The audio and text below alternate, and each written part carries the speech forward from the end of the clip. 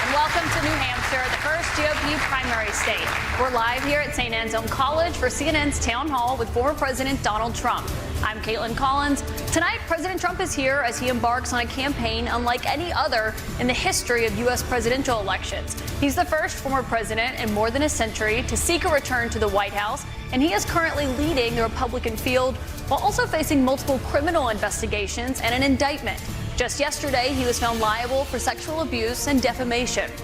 No questions are off the table, and we agreed to no conditions. We're here to get voters the answers that they deserve.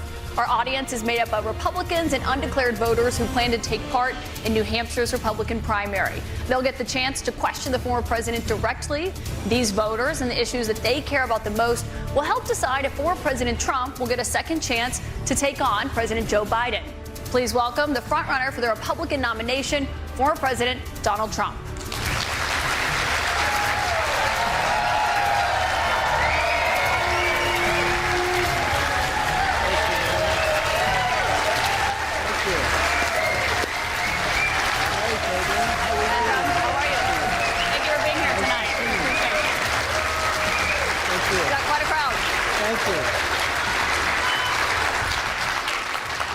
President Trump, thank you for your time here tonight. We got a great crowd here in New Hampshire, a lot of voters with a lot of questions about what your 2024 term would look like, what another Trump term would look like. We'll get to the voters shortly, but your poll showed that you were dominating the Republican race right now, but you were also under active federal investigation for trying to overturn the 2020 election results. Your first term ended with a deadly riot at the Capitol, and you still have not publicly acknowledged the 2020 election results. Why should Americans put you back in the White House? Because we did fantastically. We got 12 million more votes than we had in, as you know, in 2016. I actually say we did far better in that election. Got the most that anybody's ever gotten as a sitting president of the United States. I think that when you look at that result and when you look at what happened during that election, unless you're a very stupid person, you see what happens. A lot of the people in this audience, and maybe a couple that don't, but most people understand what happened. That was a rigged election, and it's a shame that we had to go through it. It's very bad for our country. All over the world, they looked at it. And they saw exactly what everyone else saw. You look, even if you just look recently with the 51 intelligence agents, that made a 16-point difference. If you look at the FBI, if you look at the FBI and Twitter, they call it Twitter files, made a big difference. If you look at Mr. President, back to what you just said there, though, it was not a rigged election. It was not a stolen election. You and your supporters lost more than 60 court cases on the election. It's been nearly 2.5 years. Can you publicly acknowledge that you did lose the 2020 election? Let me just go on. If you look at True the Vote, they found millions of votes on camera, on government cameras, where they were stuffing ballot boxes. So with all of that, I think it's a shame that what happened. I think it's a very sad thing for our country.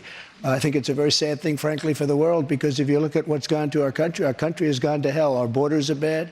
Our military has been bad. You look at the taxes, you look at inflation, what's happened to inflation, it's just destroying our country. We've really become, in many ways, a third world country. And it's very sad what's happened in this administration. And it's something that will turn around on day one. We were energy independent. Now energy is at a level that we've never had to pay before. Nobody can afford to continue to pay what's happening with energy. But we were energy independent. We were getting out of Afghanistan with strength and with dignity. And instead, we got out, we looked like fools, probably the most embarrassing moment in the history of our country. We have a lot of questions about the economy and foreign policy tonight. But what you just said there, Republican officials debunked those claims about fraudulent ballots. We want to give you a chance tonight. Who? Republican officials in Georgia and every single state. There is no, your own election officials, Mr. President. So we wanted to give you a chance. People were afraid to take on the issue. But we have a big problem in this country. We wanted to give you a chance to acknowledge we have elections the results that were horrible. If you look at what happened in Pennsylvania, Philadelphia, if you look at what happened in Detroit, Michigan, if you look at what happened in Atlanta, millions of votes, and all you have to do is take a look at government cameras. You'll see them. People going to 28 different voting booths to vote, to put in 7 ballots apiece. But Mr. President, I have to stop you there because there is no evidence of that. Your own election officials testified to that and have said that Republicans in these states did this. In Georgia, there were multiple recounts, including a hand recount. We have questions about the claims that you're making tonight from voters on this topic. I want to bring in Scott Dustin from Concord. He works in insurance litigation. He's an undeclared voter. That's what they call independents here in New Hampshire, as you know. He did vote for you in 2020. Scott, what's your question for the president? Hi, President Trump. Welcome back to New Hampshire. Thank you. Will you suspend polarizing talk of election fraud during your run for president? Will I suspend, excuse me, what? Will you suspend polarizing talk of election fraud during your run for president? Yeah, unless I see election fraud. If I see election fraud, I think I have an obligation to say it. And you know what we went through a short while ago has really put our country in a big problem. I hope to do that. I hope we're going to have very honest elections.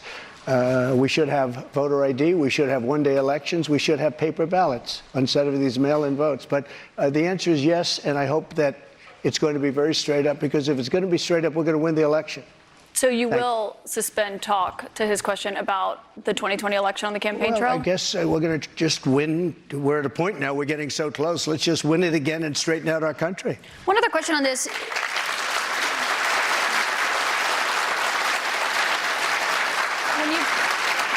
When you've talked about the 2020 election results in the past, you once suggested terminating the Constitution. Do you stand by those comments? No.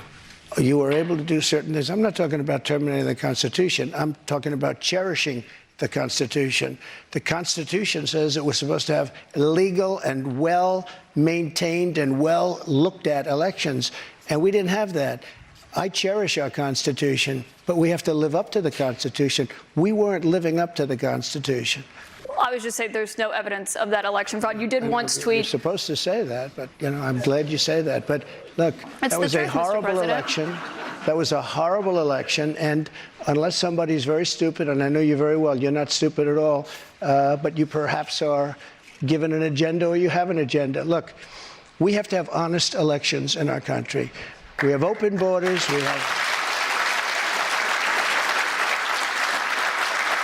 You look at what's happening. I mean, we have elections, we have open borders. Look at what's happening on our southern border. Millions and millions of people are coming here. They're being released from prisons. They're being released from mental institutions. And we have millions of people pouring into our country. And now they're getting rid of Title 42, which I put on, which kept people out that were sick and Mr. President, problems. we have a lot of questions about immigration to get to tonight. Obviously, that's a big topic, especially given what's expected to happen tomorrow.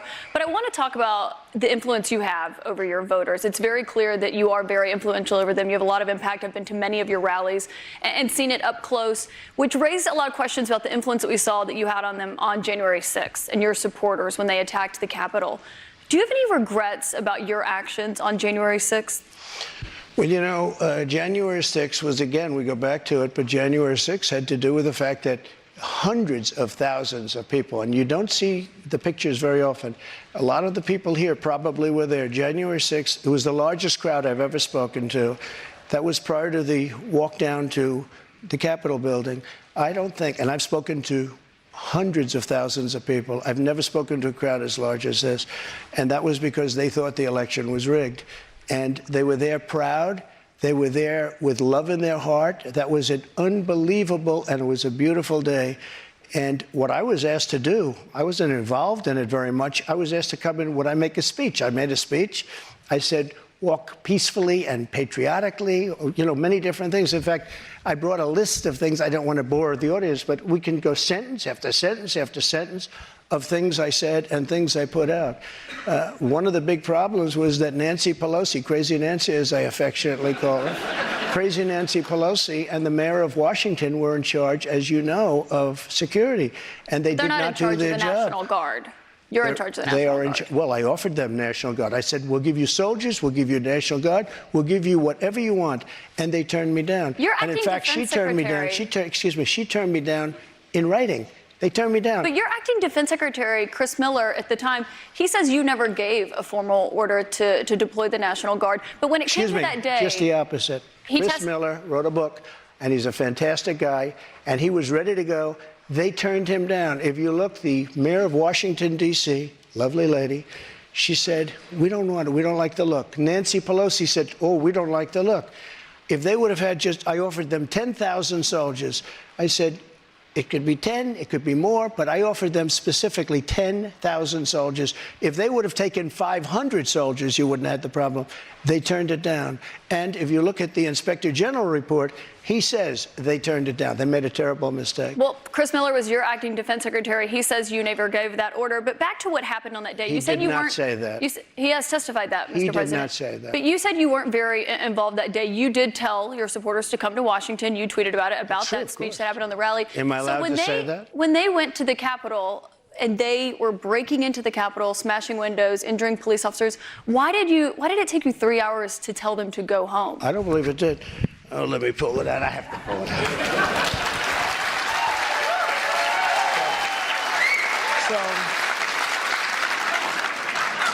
So if you look at, on January 5th, the day before, I said, please support our Capitol Police and law enforcement. They are truly on the side of our country. Stay peaceful. Stay peaceful. This was the day before, and this was in the form of Twitter. Now I use Truth Social. I think it's far superior, okay? I hope everybody's on Truth. If you look January 6th, this is before 2:30. I am asking for everyone at the U.S. Capitol to remain peaceful. This is right after, as it was happening. But what happened is they took it down. I don't know why. I think they took it down because it was so good. They didn't like it being up there. I am asking, and we didn't know until I got it back, because now I have 90 million people waiting for me to go back, but I'm on Truth and I'm staying on Truth. Listen, I am asking for everyone at the U.S. Capitol to remain peaceful. No violation. We want no violation. We want no violence. Remember, we are the party of law and order. Respect the law and our great men and women in blue. Thank you. That was at 2:30. That was very early. Mr. President, I looked at the same timeline that you did. No, but you didn't report that. You know why? Because it was taken down. We did report it. I was reporting that day. It was taken down and it wasn't But when it put was back clear to you that they were not being peaceful, you saw them rushing the Capitol, breaking windows, they were hitting officers with flagpoles, tasing them, beating them up. When it was clear they weren't being peaceful, why did you wait 3 hours to tell them to leave the Capitol? They listen to you like no one else. You know that. They do. I agree with that. But So why didn't you tell them to go home sooner? Nancy Pelosi and the mayor are in charge. I assume they were able to do their job. They weren't. But And Pelosi's not in charge of Capitol security. And if you remember, security. I made a video right outside the Oval Office in the Rose Garden. And I'm very proud of that video. I didn't have a script. I don't need scripts like a certain person that's in there right now. What time, the video, it came out much later after they had already attacked the Capitol. It was a great video. And it was a beautiful video. And it said, I mean, I don't want to read it all, but you have to go home now. We have to have peace. We have to have law and order. We have to respect our great people of law and order. We love the people of law and order. We can't play into the hands of these other people. We have to have peace. Please go home. Now, I said that. Referring you know to what the they law did? and order there, They took Mr. that President. down, and you know, to this day, it hasn't been put up. And the reason is it's so good and so conclusive that all of this nonsense and all of the tens of millions of dollars that have been spent are just wiped away with this one. And they've never put it back up. They had another one that they did the same But thing. that video that you referenced there, it wasn't posted until 4:17 p.m. No, I'll tell you. They breached the Capitol at 2 p.m. That video was Mr. posted, President. 4:17 yeah, p.m. actually a little bit before that. Right, so that's my question. Excuse me. Because in that 3 hours, over 140 Excuse me, it was officers posted were after the injured. first one I just read, though, and that was at 2 o'clock. But I think the reason the timeline is so critical here, because going back to your influence, in Here's that another 3 one I hours, posted. over 140 officers were injured that day. And a person named Ashley Babbitt was killed. Yes. You know what? She was killed, and she shouldn't have been killed. And that thug that killed her, there was no reason to shoot her.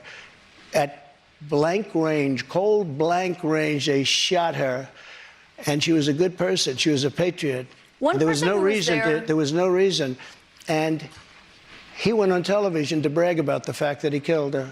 The officer was not bragging about the fact that he Oh, killed he her. was But bragging. one person who was at the He was Capitol bragging. that day, as you know, was your vice president, Mike Pence, who says that you endangered his life on that day. I don't Do think you he was in feel, any danger. Mr. President, do you feel that you owe him an apology? No, because he did something wrong. He should have put the votes back to the state legislatures, and I think we would have had a different outcome. I really do. But he doesn't have the authority to do that, as you know. What? The vice president does not have the authority to Okay, reject are you ready? Let's those have this election one out results. just now, because it's interesting. Let's keep it interesting, right? I like Mike Pence very much. He's a very fine man. He's a very nice man. He made a mistake. His lawyer said, you cannot move. I called him the human conveyor belt. I said, even if the votes, I talked to his lawyer, even if the votes are absolutely fraudulent, he can't say, yes, sir, he can't say that. And the Democrats played it, and the rhinos played it. And then the election was over. They told him he couldn't do it. And Mike said to me, I can't do it. The lawyers told me I can't do it. They can't do it.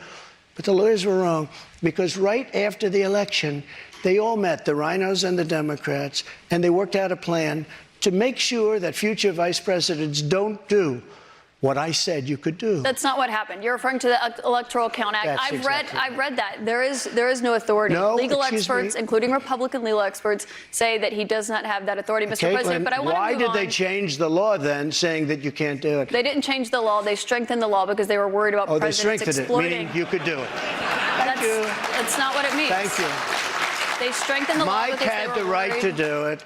They convinced him he didn't, and it was a horrible thing for our country. If you would have sent those votes back to Georgia, Pennsylvania, and other states, Wisconsin, which if you look at Wisconsin, they've virtually admitted now that the election was rigged. If you would have sent those votes back to many of those states, they would not come back in the affirmative. And remember what I said, and you just said it pretty much. You admitted what I said was right. They said he didn't have the right to do it. And he did have the right to do it, and that's why they changed the law, taking that right away. I should note that your campaign paid for a recount that happened in Wisconsin. It actually had more votes for President Biden by the end of it. But I want to move on to Wayne Byer. He's a retired attorney from North Conway. So many illegal votes were cast in Wisconsin. And if you look in Milwaukee, Wisconsin, they had so many illegal votes, they didn't even know what to do with them. You're absolutely wrong. Mr. President, there weren't any fraudulent votes in Wisconsin. I do want to get to the audience, though. We have questions for you from the audience. Wayne Byer is a retired attorney from North Conway. He has previously served in Republican administrations. He volunteered for the Republican Party in the 2022 midterms. He voted for you in 2020. What's your question for the president, Wayne? Thank you for coming, Mr. President. Thank you, Wayne. My question to you is, will you pardon the January 6 rioters who were convicted of federal offenses? I am inclined to pardon many of them. I can't say for every single one, because a couple of them probably they got out of control. But, you know, when you look at Antifa, what they've done to Portland, and if you look at Antifa, look at what they've done to Minneapolis and so many other places. Look at what they did to Seattle and BLM. Many people were killed. These people, I'm not trying to justify anything. But you have two standards of justice in this country, and what they've done, and I love that question, because what they've done to so many people is nothing. And then what they've done to these people, they've persecuted these people. And yeah, my answer is, I am most likely, if I get in, I will most likely, I would say it will be a large portion of them. You know, they did a very, and it'll be very early on. And they're living in hell right now. So when it comes to pardons, they're pardons, living in hell. And they're policemen, and they're firemen, and they're soldiers, and they're carpenters and electricians, and they're great people. Many of them are just great people. Mr. President, one of the people who was convicted was a former policeman, but he was convicted of attacking a police officer, I should note. But when you said you are considering pardoning a large portion of those charged with crimes on January 6th, does that include the 4 Proud Boys members who were charged and convicted of seditious conspiracy? I don't know. I'd have to look at their case, but I will say in Washington, D.C., you cannot get a fair trial. You cannot. Just like in New York City, you can't get a fair trial either. Speaking of New York, I want to ask you about a significant verdict that was reached yesterday. I know this is something you want to weigh in on as well. A Manhattan jury found that you sexually abused the writer E. Jean Carroll and defamed her. You've denied this. But what do you say to voters who say it disqualifies you from being president? Well, there aren't too many of them, because my poll numbers just came out and they went up. Okay. I think I'm the only person in history who had a charge like that. And usually you leave office, you say, I'm sorry, but I'm going to back home. I'm back home to my family and everything. I'm going to be resigned. My poll numbers went up, and they went up with the other fake charge, too. Because what's happening is they're doing this for election interference. This woman, I don't know her. I never met her. I have no idea who she is. I had a picture taken years ago with her and her husband, nice guy, John Johnson. He was a newscaster, very nice man. She called him an ape. Happens to be African American. Called him an ape. The judge wouldn't allow us to put that in. Her dog or her cat was named Vagina. The judge wouldn't allow to put that in. All of these things, but with her, they could put in anything. Access, this Hollywood. This was a jury of 9 people who found you liable of sexual abuse. Do you think that will deter women from voting for you? No, I don't think so, because I think the whole thing, just so you understand, ready? I never met this woman. I never saw this woman. This woman said, I met her at the front door of Bergdorf Goodman, which I rarely go into other than for a couple of charities. I met her in the front door. She was about 60 years old, and this is like 22, 23 years ago. I met her in the front door of Bergdorf Goodman. I was immediately attracted to her, and she was immediately attracted to me. And we had this great chemistry. We're walking into a crowded department store. We had this great chemistry, and a few minutes later, we end up in a room, a dressing room of Bergdorf Goodman, right near the cash register. And then she found out there were locks on the door, so she said, I found one that was open. She found one. She learned this at trial. She found one that was open. What kind of a woman meets somebody and brings them up, and within minutes, you're playing hanky-panky in a dressing room, okay? I don't know if she was married then or not. John Johnson, I feel sorry for you, John Johnson. Mr. President, can I think of it. I know you're recounting what she said, but Mr. President. Let me just, if I could, because you asked the question. This was a just so you jury, understand, though. if I was walking in at the bar, because I was very famous then, and I owned the Plaza Hotel right next door, and I owned buildings around it, I'm not going into a dressing room of a crowded department store. Then I say, if she was being raped, and by the way, they said she wasn't raped. Okay, that was her charge. She wasn't. They found that you sexually abused her. What? Say what? They did. They said he didn't rape her. And I didn't do anything else either. You know what? Because I have no idea who the hell she is. But Mr. President, I don't know who this woman is. Can I ask you, given your recounting your version? I don't know who, and I tell you this. But Mr. President, are you ready? can I swear ask on you my children, which I'd never do. I have no idea who this woman. This is a fake story, made up story. We had a horrible Clinton-appointed judge. He was horrible. He allowed her to put everything in. He allowed us to put nothing in. Mr. President, this is a you're fake recounting your version story. of events here right now to the audience. You referenced the trial. You did not go to the trial and actually testify. Do you wish that you had testified? No, it wouldn't have made a difference. This was a rigged deal. This was my lawyer said, sir, you don't have to do it. I actually said, I think I should. It would be respectful. They said, sir, don't do it. This is a fake story, and you don't want to give it credibility. That's why I didn't go. One thing you did do in this. And I swear, and I've never done that, and I swear to, I have no idea who the hell, she's a whack Mr. President, job. you did not testify in person in this trial. There was a taped deposition of you from October in it. You defended the comments that you made on that Access Hollywood tape about being able to grab women how you want. Do you stand by those comments? I said if you're famous and rich or whatever I said, but I said if you're a star, you are, and I said, women let you. I didn't say you grab, I said women let. You know, you didn't use that word, but if you look, women let you. Now, they said, will you take that back? I said, look, for 1,000,000 years, this is the way it's been. I want to be honest. This is the way it's been.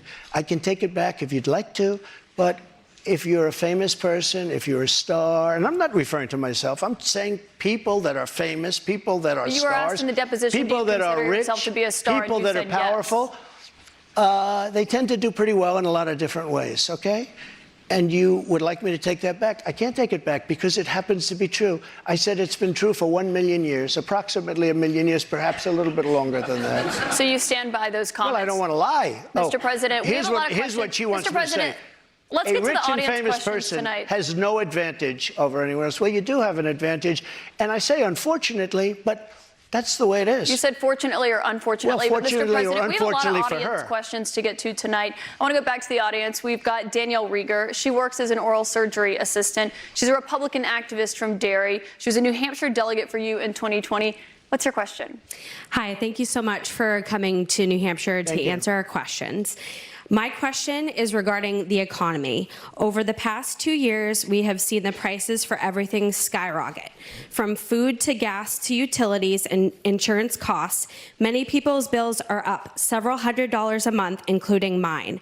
If elected president again, what is the first thing you would do to help bring down the cost to make things more affordable? Drill, baby, drill. You know what that means. So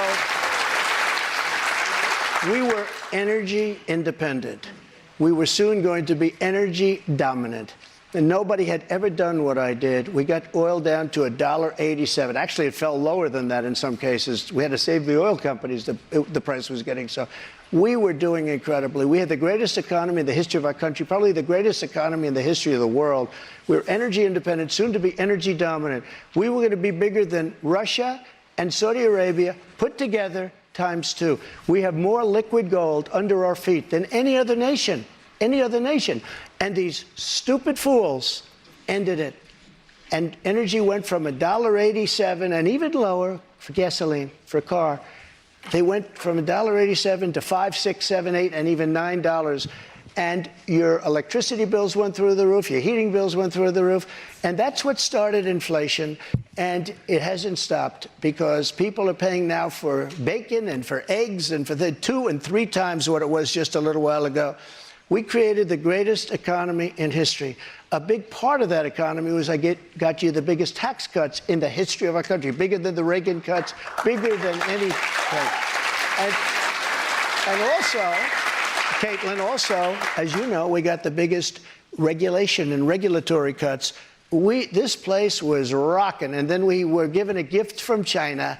And China paid a big price. And let me tell you something. I took in hundreds of billions of dollars in taxes from China. But prior to COVID coming in, and then I rebuilt the economy again, a second time. But we had, prior to COVID coming in as from China, from Wuhan, which I said it came from Wuhan. Everybody said, oh, you're wrong about that. You're wrong. It came from Wuhan. I said it right from day one. So we had the greatest economy in the world. Here's the story. They made energy so high, and energy is all invasive. It is massive as an industry and as a cost. It lifted everything. If Mr. President, if you made donuts, if you made, no matter what you did, and we had inflation, the likes of which I guess we haven't had, as I said, for 52 years, but I think more than that. We had no inflation. We had the lowest energy prices we've had in decades.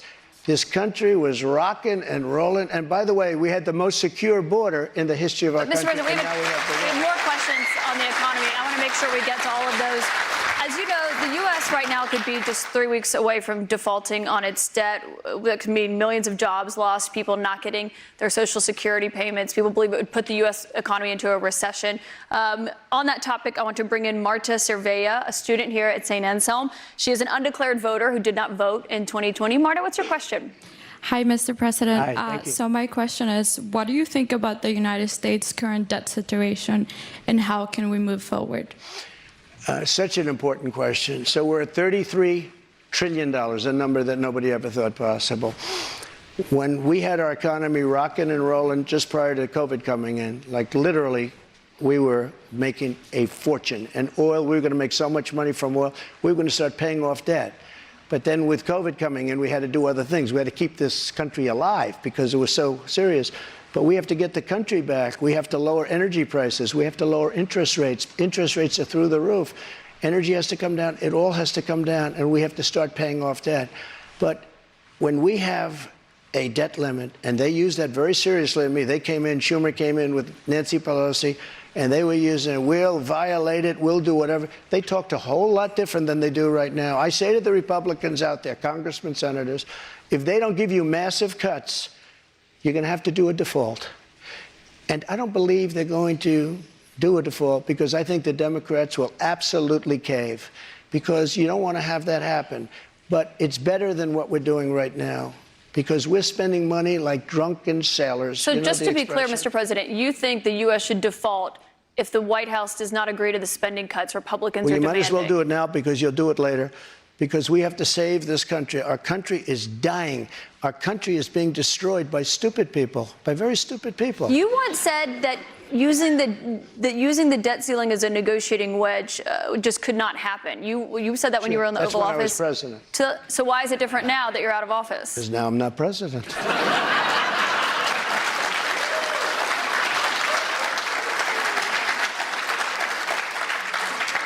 The U.S. defaulting would be massively consequential for everyone in this room, for all Americans. You don't know. It's psychological. It's really psychological more than anything else. And it could be very bad. It could be maybe nothing. Maybe it's you have a bad week or a bad day. But look, you have to cut your costs.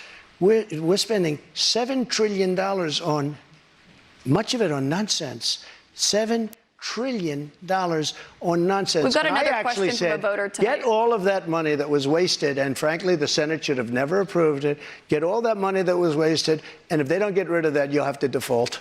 Okay? Mr. President, we've got another voter here tonight. And by the way, you're going to default eventually anyway, but it's going to be much messier. I don't think you'll have to default. I think if the Republicans hold strong and they say we want let's say we want $5 trillion off, I really think the Democrats have no choice but to do it. And if I win, they're going to be doing the same thing to me in 2 years. I guarantee you that. Mr. President, we've got another voter here tonight. And they did that before. Bobby Petrino has been waiting very patiently. Sure. He's a student at St. Anselm. He's a member of College Republicans. He's an undeclared voter right now. He supported you in 2020. Bobby, what's your question for President Trump? Hi, thank you for coming. This is a bit of a pivot, but with gun violence and mass shootings in the news cycle recently, I'm worried that state governments and the federal government are going to act to repress gun rights. Under your administration, you instructed the Department of Justice and the ATF to ban bump stocks. If elected president again, how would you act not only to defend our Second Amendment rights, but to restore rights that have been taken from us, such as, by example, recently the ATF's ruling on the pistol stabilizing braces? Yeah, as you know, the bump stocks are actually a very unimportant thing. And NRA, I went with them, and they said it doesn't mean anything. They're actually, all they do is teach you how to shoot very inaccurately. So we did that. There's been nobody that's protected the Second Amendment, as you know, like I have. I protected it through thick and thin, not easy to do. But we have a very big mental health problem in this country. And again, it's not the gun that pulls the trigger. It's the person that pulls the trigger. And we have to protect our Second Amendment. We have to protect our Second Amendment. Mr. President, you dealt with a lot of mass shootings when you were in office. This year, there have already been more than 200 mass shootings in 2023. If you are reelected, are there any new gun restrictions that you would sign into law? I would do numerous things. For instance, schools, we would harden, very much harden.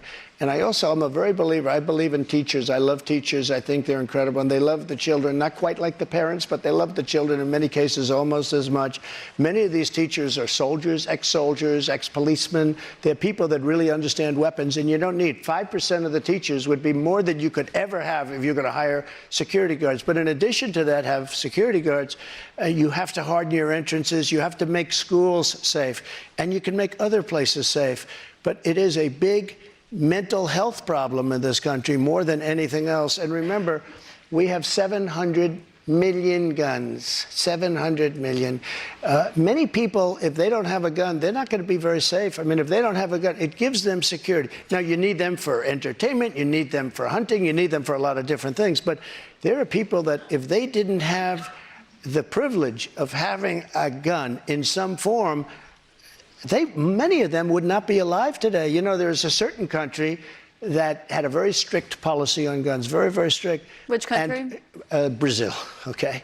Brazil, very strict. And the former president of Brazil, and the killing was incredible. They were walking into people's homes and killing people. They had no protection. He said, go out and buy guns. People went out and bought guns, and it went way down. The numbers went way down because they had security. If you look at Chicago, Chicago has the single toughest gun policies in the nation. They are so tough you can't breathe. New York, too, and other places also. All of those places are the worst and most dangerous places. So that's not the answer. No new restrictions that you would sign if reelected, Mr. President. I want you to meet Julie Miles, a registered nurse from Merrimack. She's a Republican who voted for you in 2020. Julie, what's your question for the president? Thank you, Mr. President. Thank you. I appreciate you answering this question this evening. How do you plan to appeal to women voters in New Hampshire who are concerned about the Dobbs decision and how states may change their laws? It's such a great question, and it was such a great victory, and people are starting to understand it now. You know that they wanted to bring it back to the states, but that was probably the least important part of that victory. Getting rid of Roe v. Wade was an incredible thing for pro-life because it gave pro-life something to negotiate with. Pro-life had absolutely nothing being stuck in Roe v. Wade to negotiate with. And now what's happening, and I see it all over, deals are being made, deals are going to be made. And look, everybody that was president wanted to get rid and tried to get rid of Roe v. Wade. You mean for 50 years. Republicans. For 50 years, this has been going on, actually a couple of Democrats too, but for 50 years, this has been going on. I was able to do it, and I was very honored to do it. But by doing it, things are happening that are very, very positive. And I happen to believe in the exceptions, the life of the mother, rape, incest, like Ronald Reagan believed in the exceptions. But I happen to believe that. I think it's frankly important to do that, but a lot of people are against that. A relatively small number. But the way I look, I think it's very important to say this. I consider the other side to be radical because the other side, under Roe v. Wade and other things, the other side, they're radical because they will. Remember the debate with Hillary Clinton? I said, rip the baby out of the womb at the end of the 9th month. They will kill the baby in the 9th month. If you look at that crazy governor of Virginia from the former governor, where he said, no, the baby will be born, and then we'll decide essentially whether or not to execute the baby. But, Mr. President, can we talk about what you would do if these are the radical people. It's not the pro-life people that are radical. But if you are reelected and you're back in the Oval Office and you get legislation to your desk, would you sign a federal abortion ban into law? What I'll do is negotiate so that people are happy. But the fact that I was able, I'm so proud of it. We put 3 great justices on the Supreme Court. We have almost 300 federal judges on the Supreme Court. So just to be clear, Mr. President, you would sign a federal abortion ban into law. I said this. I want to do what's right, and we're looking, and we want to do what's right for everybody. But what's right? But now, for the first time, the people that are pro-life have negotiating capability because you didn't have it before. They could kill the baby in the 9th month or after the baby was born. Now they won't be able to do that. But I think this is a really important question for you to answer because this is something every Republican, including those who are running against you for the nomination, are being asked about is would you sign a federal abortion ban into law? And many of them are going to give you the same answer as I am. First of all, I am honored to have done what I did. And a lot of people said in 150 years, he's now the most consequential president because he saved so many lives. And I'm honored to have done it. And because of what I've done, we now have a great negotiating ability. That's what I do in life. I negotiate. We have a great negotiating ability, and I think we're going to be able to get something done. But what do you mean negotiating ability? Because the question that Republicans have, and some of your allies on Capitol Hill say that they want to introduce legislation when it comes to banning abortion. If they send it to your desk, would you sign it? Some people are at 6 weeks. Some people are at 3 weeks, 2 weeks. Where's President Trump?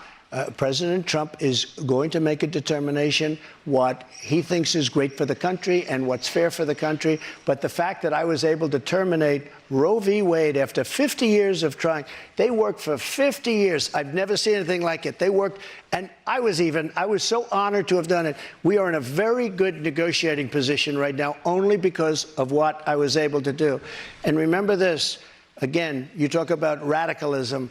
People that will kill a baby in the 9th month or the 8th month or the 7th month or after the baby is born, they're the radicals, not the pro-life. I just want to give you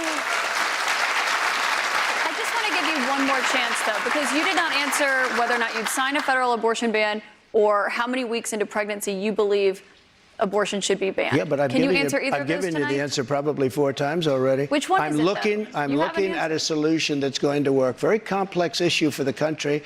You have people on both sides of an issue. But we are now in a very strong position. Pro-life people are in a strong position to make a deal that's going to be good and going to be satisfactory for them. If you weren't able to get rid of, you wouldn't even be having a discussion. If you weren't able to get rid of Roe v. Wade, which put pro-life in a dead position, a horrible position, they could kill the baby at any time they wanted to. But we did something that nobody thought was doable. And other Republican presidents, and others, by the way, They wanted to get it out. They also wanted to bring it back to the states, but bringing it back to the states is a less important issue But that's why than it's the the issue that question we about a just talked federal about. abortion ban. You Well, did not say yes or no to that. You did not say how many It weeks. depends what the deal is. Lindsey Graham's You did not say a how good many man. weeks. He's got an idea, and a lot of other people have an idea. And I look at all the And different a lot of people ideas, and will I'll be curious what I'll your make the right idea is decision. on that. President Trump, we've got more questions to come for you tonight. We'll make be the right right back decision for the in just a moment.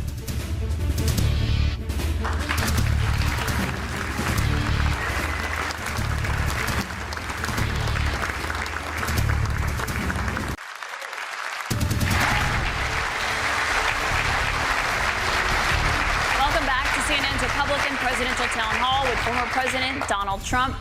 President Trump, I'd like you to meet Jennifer Simmons. She is a stay-at-home mom and former town selectman from Wyndham. She's a Republican, and she voted for you in 2020. Jennifer, what's your question tonight? Good evening, Mr. President. Title 42 is expected to expire tomorrow. Our southern border and now our northern border are experiencing record migration. We learned on May 2nd that the Biden administration plans on deploying 1,500 troops to the southern border. Do you agree with deploying troops to the border, and how will a Trump administration slow down the rate of migrants coming across all our borders? Sure. A very fair question, especially since tomorrow is going to be a day of infamy. You're going to have tens of thousands of people pouring into our country. Even the judge, the judge overruled them when they wanted to terminate it early. And he said, you know that you better extend this thing. The judge in Texas said, I hope you're going to extend this, but this is my policy that they're letting terminate because they lost in court. They wanted to go earlier. You're going to have millions of people pouring into our country right now at a level that nobody's ever seen before. These people are sick. Anybody that wants this to happen to our country, they're destroying our country, and this should not be allowed to happen. How they're not going to do a version of Title 42 or my Title 42, which was tough. If people are sick and have infectious diseases and lots of other problems, we don't want them being into our country. We have enough problems right now. We have problems like we've never had in the history of our country. But Mr. President, our country is being destroyed. The reason it's ending is because the health policy, the COVID-era pandemic emergency, is coming to an end. That's what Title 42 was. You put it in place because That's of COVID. true, but when it comes to big questions about what your immigration policy would look like if you are reelected, some of your Republican rivals have criticized you for not fulfilling the promises that you made on the campaign trail, like finishing the border wall. So how did voters know that you would get those done if you're reelected? I did finish the wall. I built a wall. I built hundreds of miles of wall, and I finished it. And then I said, we have to build some more because there are areas like water going through a dam. There are some areas where a lot of people are coming. You close up one, and they come into another.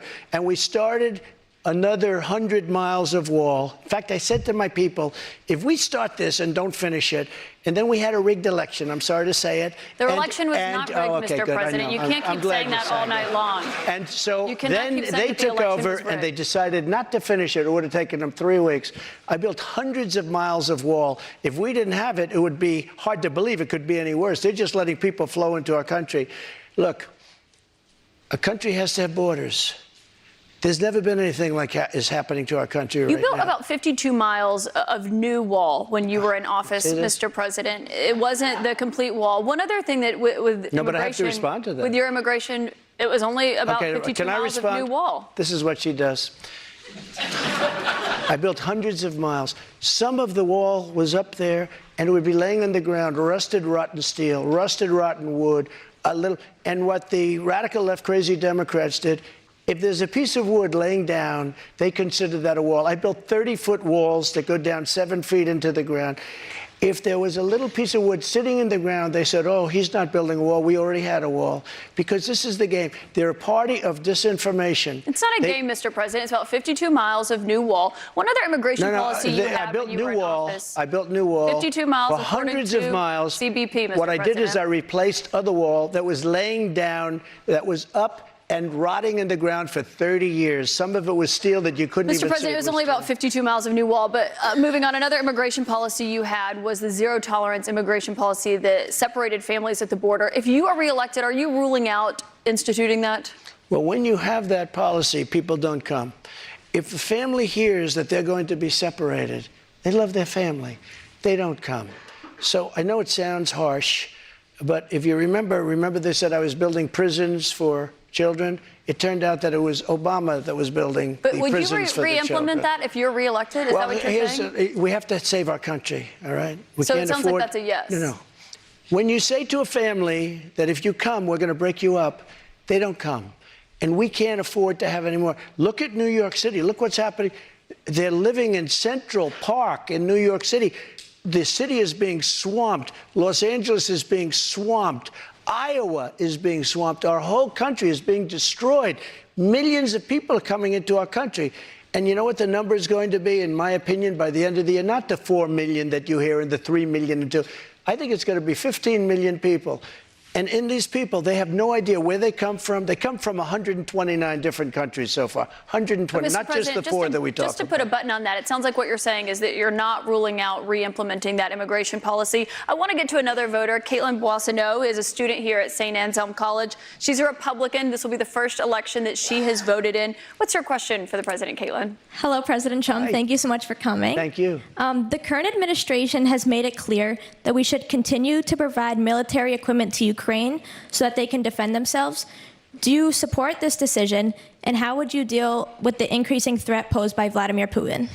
First of all, thank you very much. It's really nice. And it's an important question, so important, because we're giving away so much equipment. We don't have ammunition for ourselves right now. We don't have ammunition for ourselves. We're giving away so much. But here's the thing. I have to say it to start off. No longer matters. If I were president, this would have never happened. And even the Democrats admit that.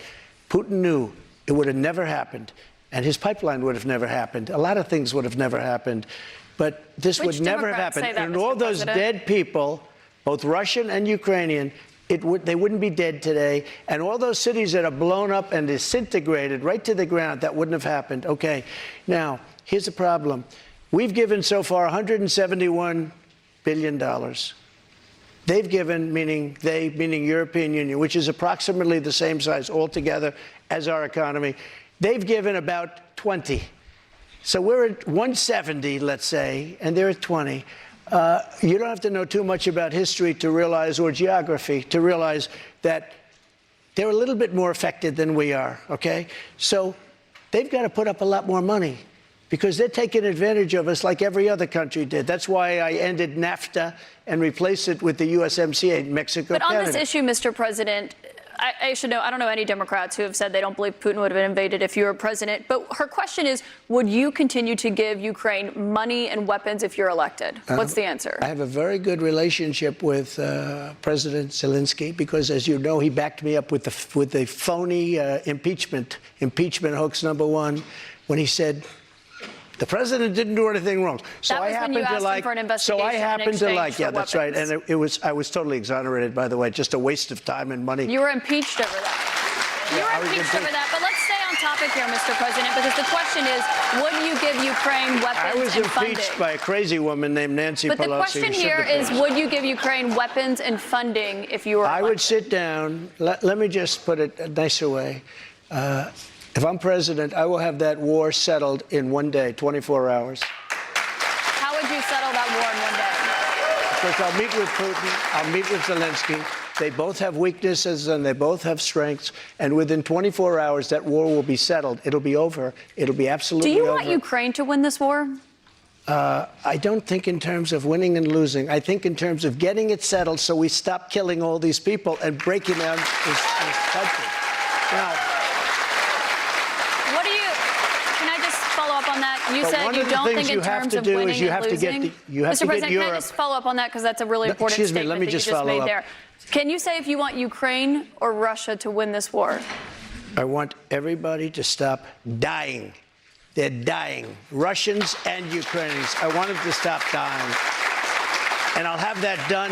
I'll have that done in 24 hours. I'll have it done. You need the power of the presidency to do it. But you won't say that you want Ukraine to win. You know what I'll say? I'll say this. I want Europe to put up more money because they're in for 20 billion. We're in for 170, and they should be. And they should equalize. They have plenty of money.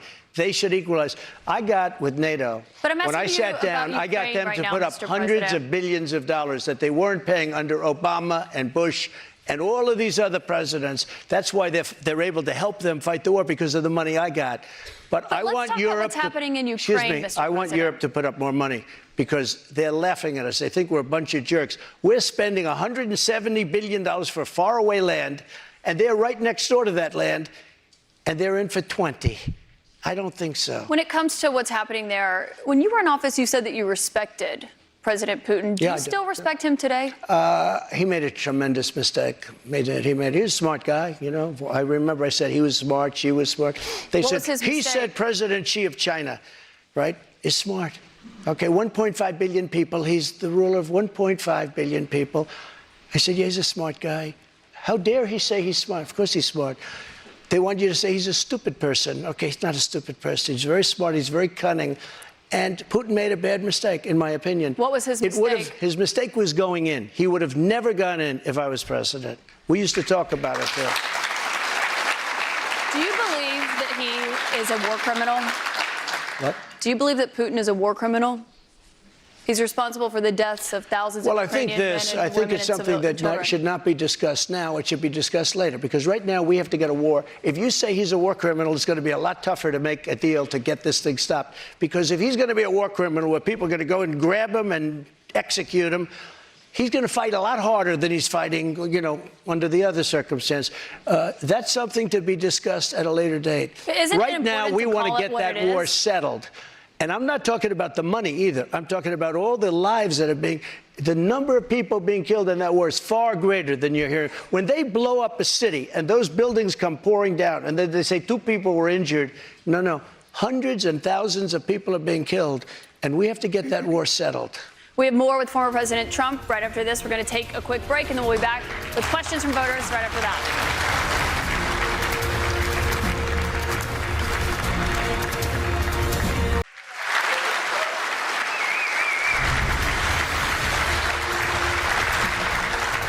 Welcome back to CNN's Republican Presidential Town Hall with former President Trump. President Trump, we have a lot more voters' questions, I should note, in here in New Hampshire to get to, but I also want to talk about some of the other investigations that you're facing. We talked about others at the top, but one of those is the special counsel's investigation into classified documents that were found at Mar-a-Lago.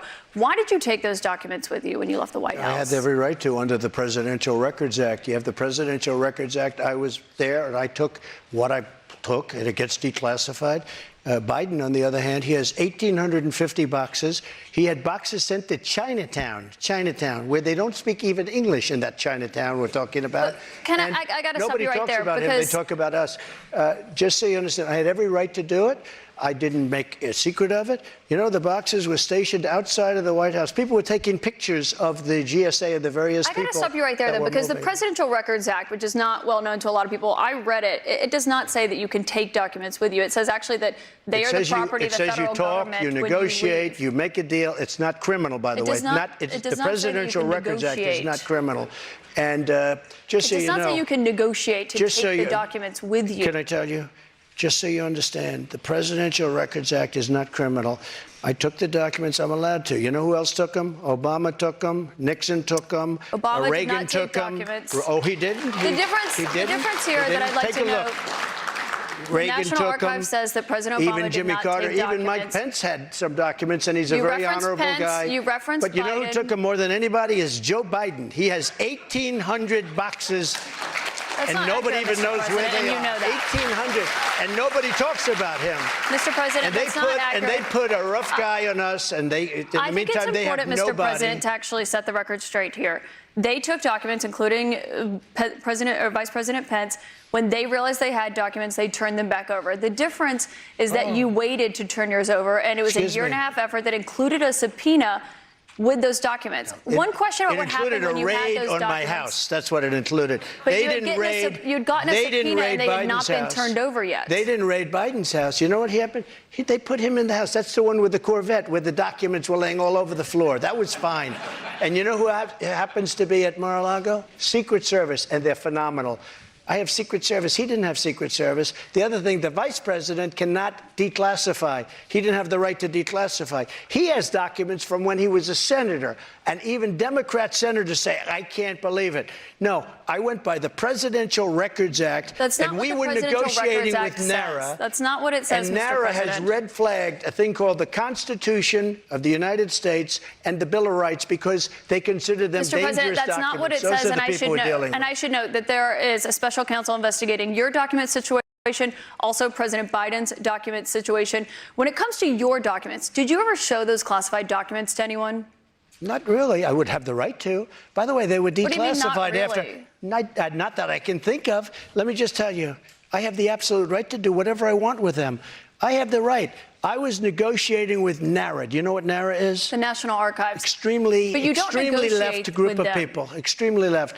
And I was negotiating with They're them. not All of a left, sudden, they're they bipartisan. raided my house. They didn't raid the house of Joe Biden. They didn't raid Obama. But Joe Biden didn't ignore a subpoena to get those documents back like Joe you Biden did. And took so that's the question. 1,850 boxes. But that's the question that investigators have, I think, is why you held on to those documents when you knew the federal government was seeking them and then had given you a subpoena to return them. Are you ready? Are you ready? Can I talk? Yeah, what's you the mind? answer? Do you mind? I would like for you to answer the question. Okay, it's very simple to answer. That's why I asked it. It's very simple to. You're a nasty person, I'll tell you. Can you answer why you held on to the documents? I was negotiating, and we were talking to NARA, that's Washington, to bring whatever they want. They can have whatever they want. When we left Washington, we had the boxes lined up on the sidewalk outside for everybody. People are taking pictures of them. Everybody knew we were taking those boxes. And the GSA, the government service, the GSA was the one taking them. They brought them down to Mar-a-Lago. We were negotiating with NARA. All of a sudden, they raid our house. When Biden had his documents, he won't give back the 1,850 boxes. And you're going to find some real gems in there. But it was so Biden who alerted them that he had the documents. The National Archives reached out to you to get your documents back. Why did you not turn them over when you got a subpoena because we were asking for you to turn them over? We were negotiating with them as per the Presidential Records Act. We were negotiating with NARA. That's not what Very the nice Presidential people, Records Act says. I've but they seen got to it. love our Constitution a little bit more, and they shouldn't red flag it, by the way. Very nice people. We were negotiating with NARA, and that's what the Presidential Records Act says, because Richard Nixon, surprisingly, had problems, and he had a lot of problems dealing with NARA, and they ended up passing legislation called the Presidential Records Act, just for this kind of a thing. We were dealing with them. We were talking. Excuse me. Wait a minute. Wait.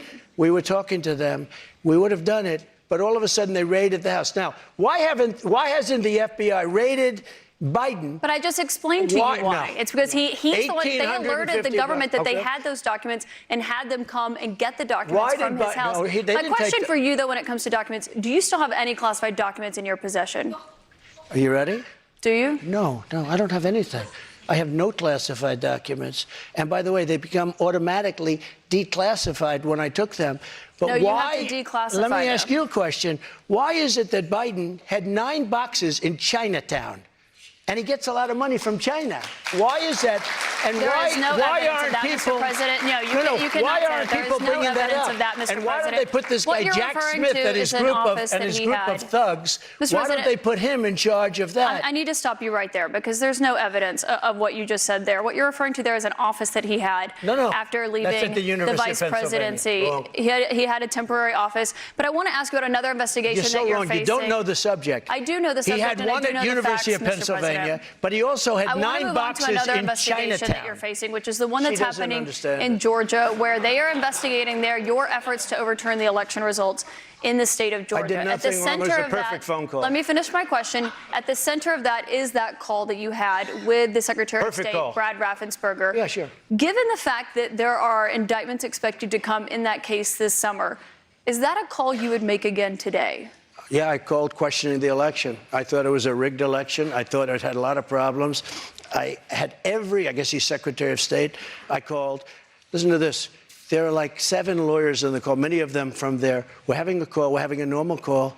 Nobody said, oh, gee, he shouldn't have said that. Why? If this call was bad, I questioned the election. You asked him to find you votes. I didn't ask him to find anything. We've heard the audio tape, Mr. President. There's an audio of you asking him to find you 11,000 votes. I said, you owe me votes because the election was rigged. That election was rigged. And if this call was bad, why didn't him and his lawyers hang up? How dare you say that? This was a perfect Well, they were clearly concerned enough. They recorded the call, and I should note that, of course, this was a call that was made to question the results of election, and we have. And when we can't make a call to question election results, then this country ought to just forget about it. You weren't just questioning the election results. I was you were questioning asking the him election. to find you votes.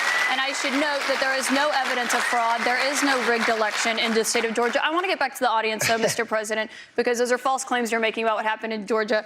Jordan Sullenberger is here. He's an undeclared voter from Hollis. He voted for you in 2020. Jordan, what is your question for President Trump tonight? Thank you, Mr. Trump. Thank you very much. I'm 26. I'm a veteran. I help manage a private aviation company.